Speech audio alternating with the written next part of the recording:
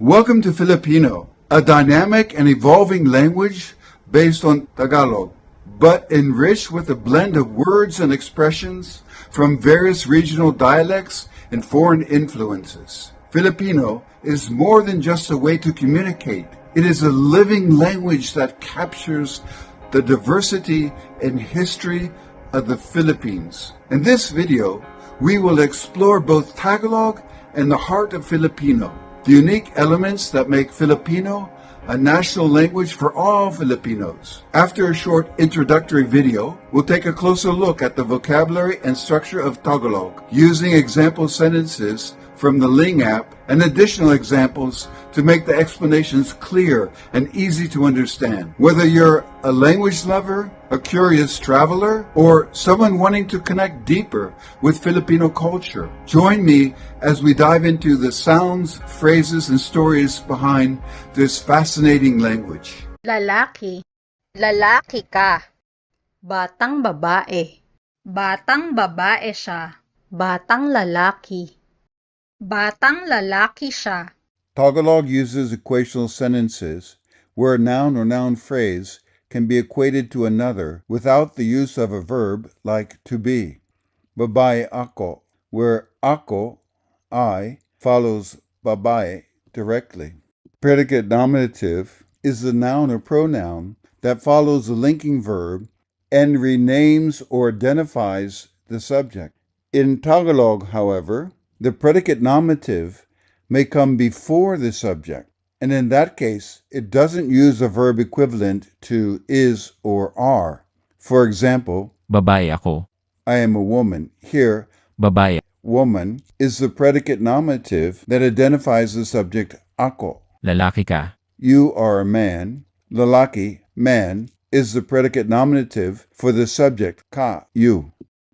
Here are some example sentences that use predicate adjectives to describe the subject, following the same structure. Maganda siya. Matalino ka. Malakas ako. Pagod sila. Masaya kami. Girl, Batang babae. boy. Batang lalaki. When forming compound nouns with bata, meaning child or young, the ng sound suffix is added, creating batang. Here's why. Batang babae. Bata, young child, plus babae. Batang babae. The ng suffix is added to bata to connect it smoothly to babae. In the same way, Batang lalaki. similarly, the ng suffix is added to bata to create batang, which connects to lalaki. Now let's take a look at some Tagalog pronouns in simple sentence examples. Ako ay estudyante. Ikaw ay estudyante. Estudyante ka. Siya ay estudyante. Kami ay mga estudyante. Tayo ay mga estudyante. Kayo ay mga estudyante. Sila ay mga estudyante. Ay. This is the Tagalog way of marking a subject, and though it seems like the verb to be in this sentence, it is not. More about that later. It is used in formal or written context, placed after the subject. Mga. This is a plural marker. In other words, used before nouns to indicate that they are plural. For example, Mga estudyante. for students. Ikaw. Ka. When using Ikaw. at the beginning of a sentence, it becomes Ikaw ay estudyante. when Ka. is used elsewhere in the sentence, it becomes Estudyante ka.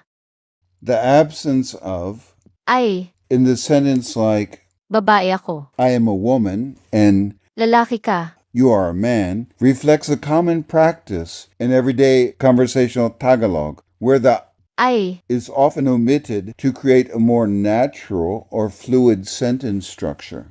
In Tagalog, the default word order in equational sentences, where a subject is being equated with a noun or an adjective, is predicate nominative or adjective plus subject. So, Babae ako. woman I, Lalaki ka. man you, etc., are natural ways to express these ideas without needing Ay. the predicate nominative or adjective For example, Babae, lalaki, batang babae, batang lalaki. comes first, followed directly by the subject pronoun.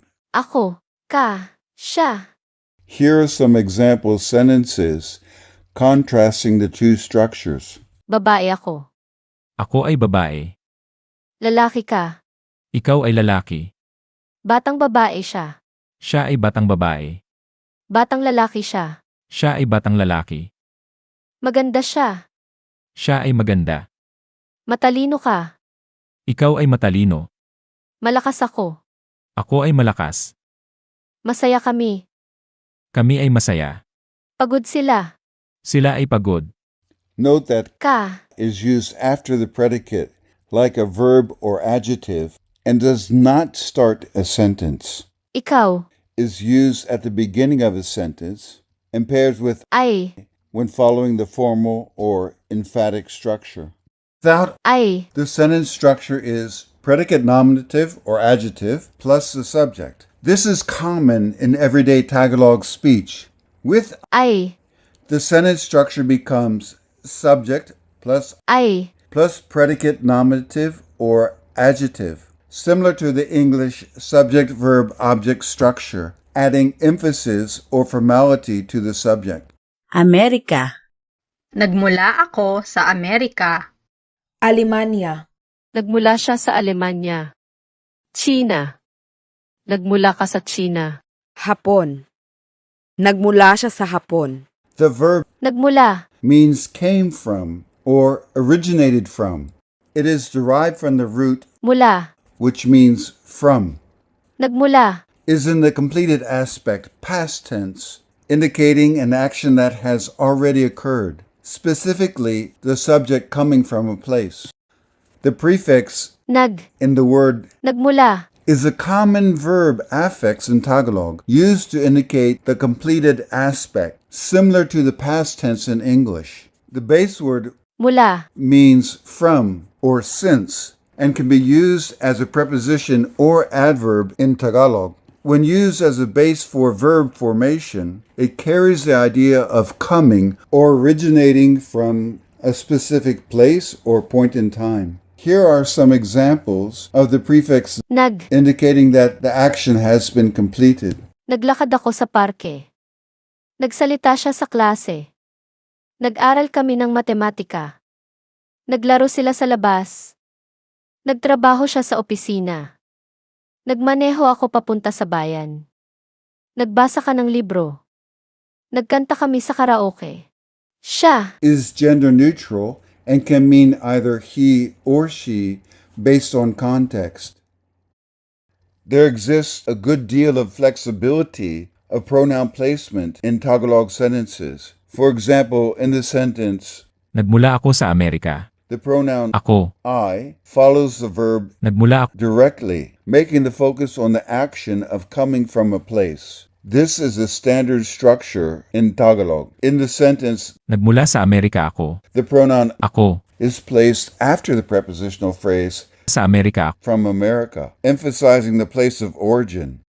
Ay. Functions as a topic marker in Tagalog and is used to emphasize or foreground the subject or topic of the sentence. It creates a distinction between the topic and the comment or information provided about the topic. When Ay. is used, the word order shifts to a more formal or emphatic structure. Subject plus Ay. predicate nominative, for example, woman, or predicate adjective, for example, intelligent. In Japanese, wa is the topic marker used to indicate the subject or topic of the sentence, separating it from the comment. Similarly, Ay. in Tagalog, places emphasis on the subject by marking it as the topic. For example, Ako ay nagmula sa Amerika. I came from America makes I the focus of the sentence, just as 私はアメリカから来ました。 does in Japanese. Let's compare some sentences to make this clearer. Ako ay babae. 私は女です。 Siya ay maganda. 彼女は美しいです。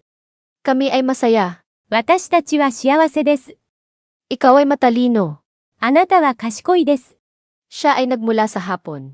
彼女は日本から来ました。 While English has the verb to be to link the subject with a predicate, noun, or adjective, Tagalog does not have a direct equivalent.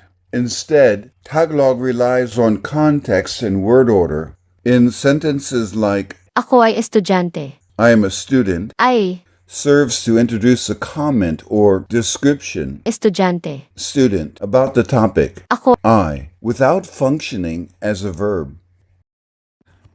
Taga is more direct and often used in casual or conversational context when talking about someone's place of origin.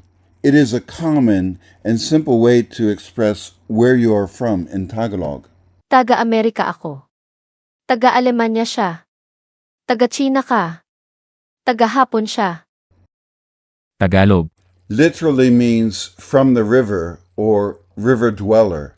The term originally referred to the people who lived along the rivers in the Luzon region of the Philippines, particularly around the Pasig River, which flows through the capital Manila. Now let's take a look at some of the differences between Tagalog and Filipino. Tagalog tends to use more native or traditional terms, while Filipino incorporates loan words from Spanish, English, and other languages. For example, in Tagalog, Aklat. is used for book, whereas in Filipino, the Spanish-derived libro is more commonly used. Filipino is more adaptive and inclusive, using words from other Philippine languages and foreign languages to reflect a broader national identity.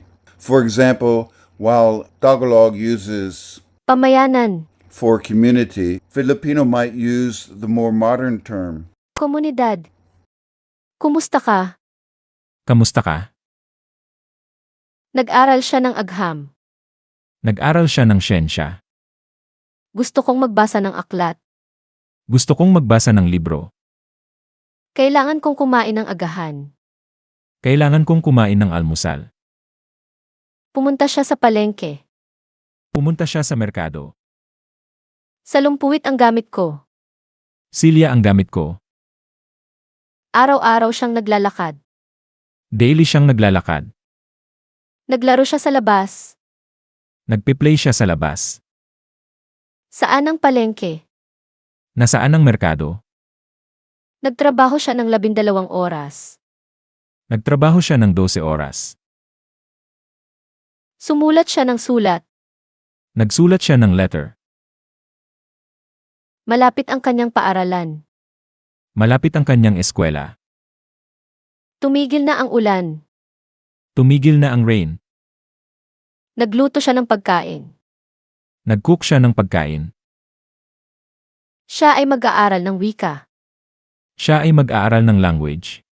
If you're interested in studying Filipino or Tagalog, try the Ling app. Just click on the link in the description to start a free trial today.